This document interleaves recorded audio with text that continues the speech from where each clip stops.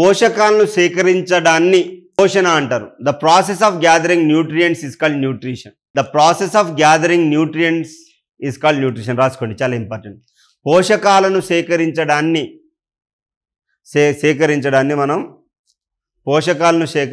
మనం పోషణ అంటున్నాం, న్యూట్రిషన్ అంటారు. The process of gathering nutrients is called nutrition. పోషకాలు రెండు రకాలు, ఆటోట్రోపిక్, హెటరోట్రోపిక్.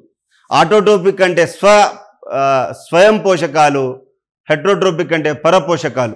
ఆటోట్రోపిజం పోషణకు మూడు రకాలుగా. జనరల్గా ఆటోట్రోపిజం అంటే ఏంటంటే ఇవన్నీ నేర్చుకోబోతున్నాం. జనరల్గా autotrophism, heterotrophism or mixed nutrition అంటాం. మనం ఆటోట్రోపికా హెటరోట్రోపికా? Heterotrophic. Plants are autotrophic. Okay. కొన్ని సాప్రోఫైటిక్ అని ఉంటాయి.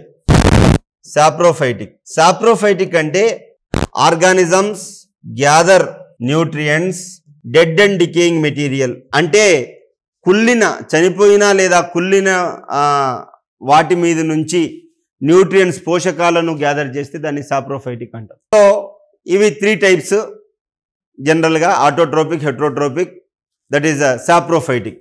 Okay, saprophytic. ఇప్పుడు మనం ఆటోట్రోపిక్ గురించి మాట్లాడతాం. ఆటోట్రోపిక్ గురించి ఇదంతా మీకు అవసరం లేదు, బట్ ఒకసారి వింటా ఉండండి. అంటే ప్లాంట్స్ ఉన్నాయి. ప్లాంట్స్ వచ్చేసరికి క్లోరోఫిల్ ద్వారా సన్లైట్ని వాడుకొని ఫోటోసింథసిస్ అనే ప్రాసెస్ ద్వారా ఇది మనకి ఫుడ్ను తయారు చేసుకుంటుంది. ఇలా చేసుకుంటే దాన్ని మనం ఏమంటున్నామంటే ఆటోట్రోపిక్ ఆర్గానిజం అంటాం. ఓకే, ఆటోట్రోపిక్ అంటాం. హెటరోట్రోపిక్ మనుషులు అనేవాళ్ళు హెటరోట్రోపిక్. మనుషులు లేదా జంతువులు వచ్చేసరికి మనకి హెటరోట్రోపిక్గా ఉంటారు.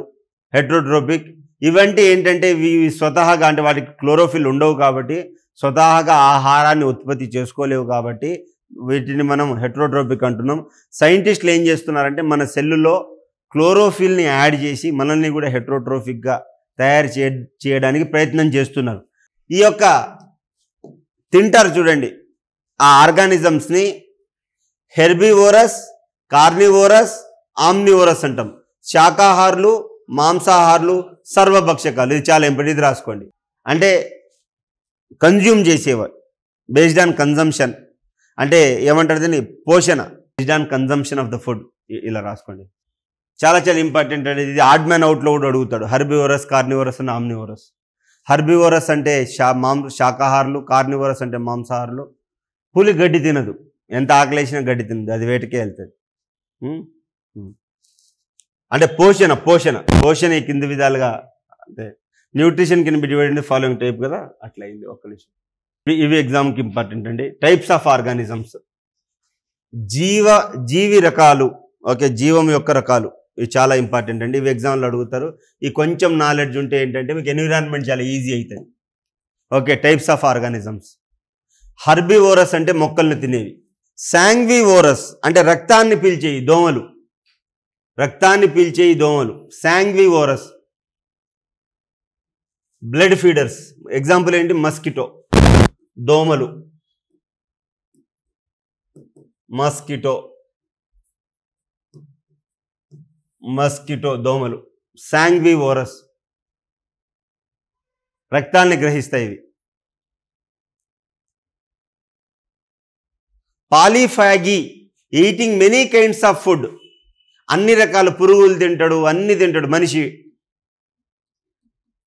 చీమలు తింటాడు, చైనా పీపుల్, గబ్బిల్లాలు తింటాడు, ఏది పడితే అది తింటాడు. పాలిఫాగి. ఫ్యాగి అంటే ఈటింగ్ అని అర్థం. నోరు తెరిచి అని తిన్నాన్ని ఫ్యాగి అంటారు.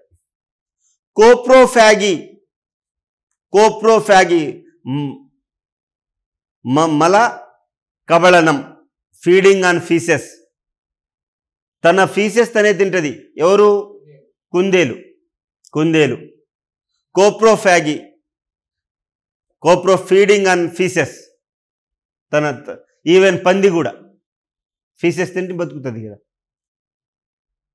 డెట్రివోరస్, feeding on decomposed organic matter. అంటే ఏంటి? ఈ యొక్క మృత కళేబరాల మీద లేదా కుళ్ళిపోయిన వాటి మీద ఉంటే దాన్ని. ఇవన్నీ మీకు ఎక్కడ పనికి వస్తాయి అంటే ఇంగ్లీష్లో పనికి వస్తాయి, ఎన్విరాన్మెంట్లో పనికి వస్తాయి. చాలా ఇంపార్టెంట్. దీని నుంచి కంపల్సరీ ఒక బిట్ వస్తుంది.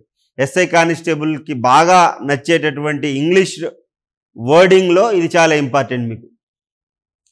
ఫ్రూగివోరస్ అంటే యానిమల్స్ ఓన్లీ ఈట్ ఫ్రూట్స్, ఉడతలు ఫ్రూగివోరస్. ఇప్పుడు మనం జీర్ణ వ్యవస్థ అని రాసుకోండి. జీర్ణ వ్యవస్థ హెడ్డింగ్ ఆల్రెడీ జీర్ణ వ్యవస్థ నడుస్తుంది. బట్ ఇప్పుడు మనం ఫస్ట్ ఇంట్రడక్షన్ రాసాం. అంటే మనం తింటాం, ఏమేమి తింటారు, ఏ యానిమల్స్, ప్రతి ఒక్క యానిమల్లో కూడా జీర్ణ వ్యవస్థ ఉంటుంది.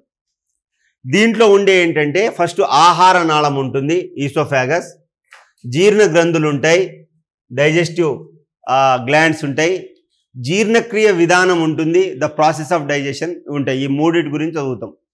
ఆహార నాళం, జీర్ణ గ్రంథులు, జీర్ణక్రియ విధానం.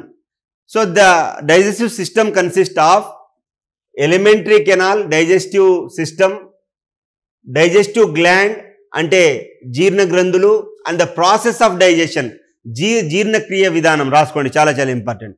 డైజెషన్లో ఈ మూడు పద్ధతులు జరుగుతాయి. ఎలిమెంటరీ కెనాల్, ఆహార నాళం గురించి చదువు.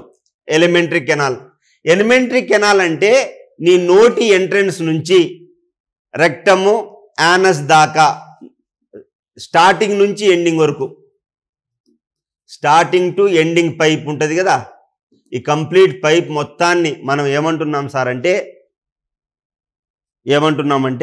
ఎలిమెంటరీ కెనాల్, ఆహార నాళం, నోటి నుంచి ఎండింగ్ స్టార్టింగ్ పాయింట్ నుంచి ఎండింగ్ పాయింట్ వరకు కంప్లీట్ని ఆహార నాళం అంటాం. Okay, elementary canal. శాకాహార జంతువులలో ఈ యొక్క ఎలిమెంటరీ కెనాల్ పొడవు ఎంత అంటే 9 మీటర్లు లేదా 30 ఫీట్స్. ఇది హర్బివోరస్లో ఎక్కువ ఉంటుంది. మనం ఇప్పుడు మనలో 9 మీటర్ల నుంచి 30 అడుగులు ఉంటుంది. బట్ ఇది యానిమల్స్లో ఎక్కువ ఉంటుంది. ఎందుకు?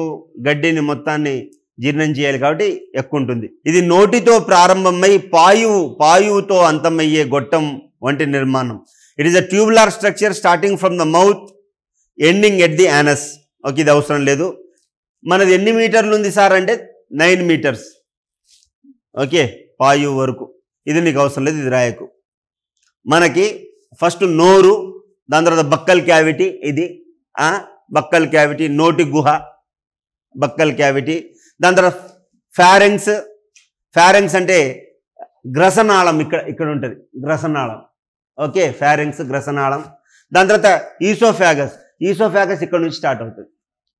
ఓకే, ఫారెంక్స్ తర్వాత ఇక్కడ నుంచి ఇక్కడ వరకు ఉంటుంది ఈసోఫాగస్ తర్వాత మనకు ఉండేది స్టమక్ ఉంటుంది. ఓకే, జీర్ణాశయం ఉంటుంది. దాని తర్వాత ఎవరు స్టార్ట్ అవుతారంటే స్మాల్ ఇంటెస్టైన్. ఈ స్మాల్ ఇంటెస్టైన్లో ఎవరు ఉంటారంటే ఫస్ట్ డియోడినం, దాని తర్వాత జెజునం, దాని తర్వాత ఈలియం, దాని తర్వాత సీకం. ఇలా ఉంటుంది అన్నమాట. డి షేప్లో ఉంటుంది కాబట్టి దాన్ని డియోడినం, అది జే షేప్లో ఉంటుంది కాబట్టి దాన్ని జెజునం అని అంటారు. ఓకే, సో ఆ విధంగా డియోడినం, జెజునం, దాని తర్వాత ఇలియం, సీకం, ఇలియం. దాని తర్వాత స్టార్ట్ అయ్యేది లార్జ్ ఇంటెస్టైన్ స్టార్ట్ అవుతుంది. లార్జ్ ఇంటెస్టైన్ స్టార్ట్ అయిన తర్వాత అది సీకం దగ్గర, ఇక్కడ ఇది మన పెద్ద పేగు ఎలా ఉంటుందంటే ఇలా ఉంటుంది. ఓకే, లోపలంతా స్మాల్ ఇంటెస్టైన్ ఉంటుంది. లార్జ్ ఇంటెస్టైన్ ఇలా ఉంటుంది. ఓకేనా, అలా ఉంటుంది అనమాట. పైప్ లాగా ఉంటుంది, పెద్ద ఇంత గొట్టం ఉంటుంది. నువ్వు కావాలంటే మేకపోతును కోసినప్పుడు చూడు. ఓకే, దాని తర్వాత సీకం తర్వాత కోలాన్ ఉంటుంది. Okay, colon.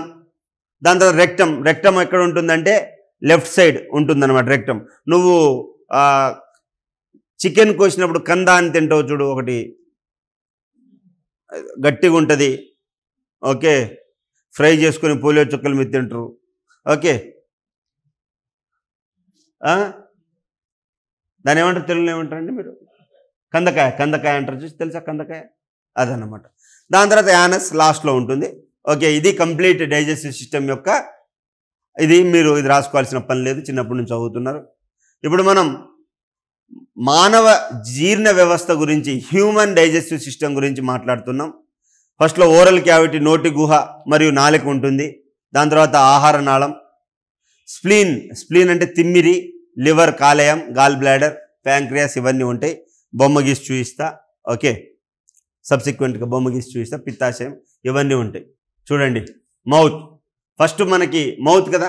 The process by which food enters into elementary canal through a mouth called ingestion.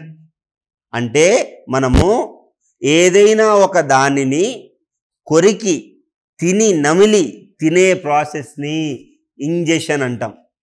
అంటే ఈ యొక్క ఇంజెషన్ అంతర్గ్రహణం అనుకుంటే ఇది, దీని ద్వారా ఆహార నాళంలోకి చేరే విధానాన్ని అంతర్గ్రహణం లేదా ఇంజెషన్ అని అంటారు.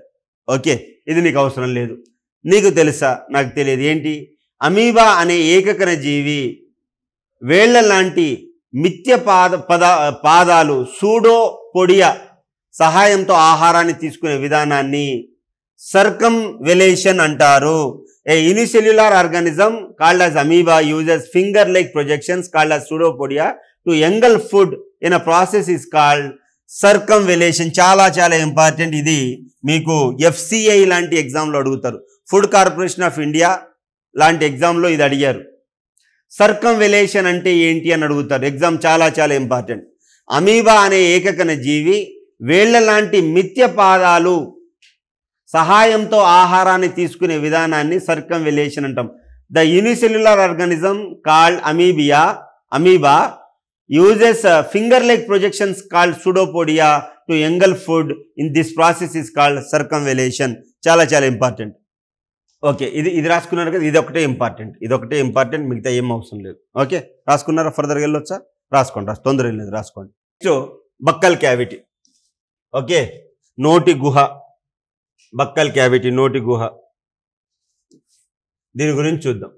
నోటిలో ఉండే ఖాళీ ప్రదేశాన్ని అస్య కుహరం, నోటి కుహరం లేదా ముఖ కుహరం అంటారు. The empty space inside the mouth is called as oral cavity or mouth cavity. ఇది నీకు అవసరం లేదు. అస్య కుహరం మరియు నాసి కుహరానికి వేరు చేసే నిర్మాణం తాలువు లేదా అంగిలి, ప్యాలెట్ అంటాం. The structure that separates the oral cavity from the nasal cavity is called palate. చూడండి, అన్నప్పుడు ఇక్కడ మీరు టచ్ చేస్తే కొండనాలిక కాదు, ఎక్కడ మీరు టచ్ చేస్తే అక్కడంతా మెత్తగా ఉంటుంది. ఈ మెత్తగా ఉండే ప్రదేశాన్ని ప్యాలెట్ అంటారు. ప్యాలెట్ నాలుగుతో స్మూత్గా ఉంటుంది. మాటలు సరిగ్గా ఎందుకు రావు అంటే ఆ ప్యాలెట్ చిరిగిపోతుంది. గ్రహణం, మొర్రి అంటారు. దీన్ని మనం ప్యాలెట్ అంటాం. ఓకే, ఇది నీకు అవసరం లేదు. నెక్స్ట్, నత్తలో ఆహారం లోపలికి చేరిన తర్వాత దాన్ని ముక్కలుగా చేసే నిర్మాణాన్ని రాడ్యుల్లా అంటారు. రాడ్యుల్లా అస్య కుహరంలో ఉండును. After food enter into the mouth, the structure that breaks into the pieces is called radula. The radula is the present in the oral cavity. ఇది మీకు అవసరం లేదు. నెక్స్ట్, సరే, ఇప్పుడు మనము the main important parts of this are ఏది? Oral క్యావిటీలో 2 important parts ఉంటాయి. ఒకటి దంతాలు, రెండోది లాలాజలం. చాలా ఇంపార్టెంట్. ఓరల్ క్యావిటీ అని రాసుకొని, ఓకే, ఓరల్ క్యావిటీ. మన నోటి కుహరం అని రాసుకుంటున్నాం కదా, దాని గురించి రాసుకోండి. ఓరల్ క్యావిటీ, నోటి కుహరంలో 2 ఇంపార్టెంట్ భాగాలు ఉంటాయి. నోటి కుహరంలో 2 ఇంపార్టెంట్ భాగాలు ఉంటాయి.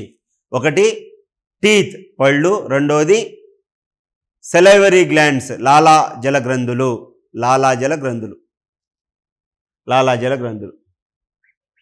నోటి కుహరంలో 2 ముఖ్యమైన భాగాలు ఉంటాయి. ఒకటి దంతాలు, రెండోది లాలాజల గ్రంథులు. ఓకే, టీత్స్ ఉండదు.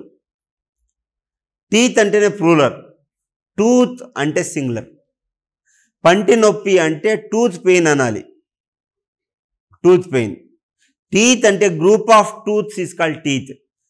టీత్స్ ఉండదు, టూతే. ఓకే, టూత్ అది. నెక్స్ట్ దంతాల గురించి చదువుదాం. మనం ఇప్పుడు దంతాల గురించి చదువుదాం. దంతాల అధ్యయనాన్ని డెంటిస్ట్రీ అంటారు.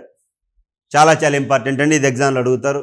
మీకు SSC CGL లాంటి ఎగ్జామ్లో అడుగుతారు. ఇది టీత్, దంతాలు.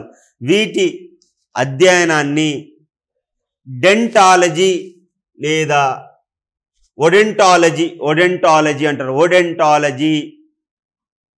ఓడెంటాలజీ వీటి అధ్యయనాన్ని ఓడెంటాలజీ అంటాం.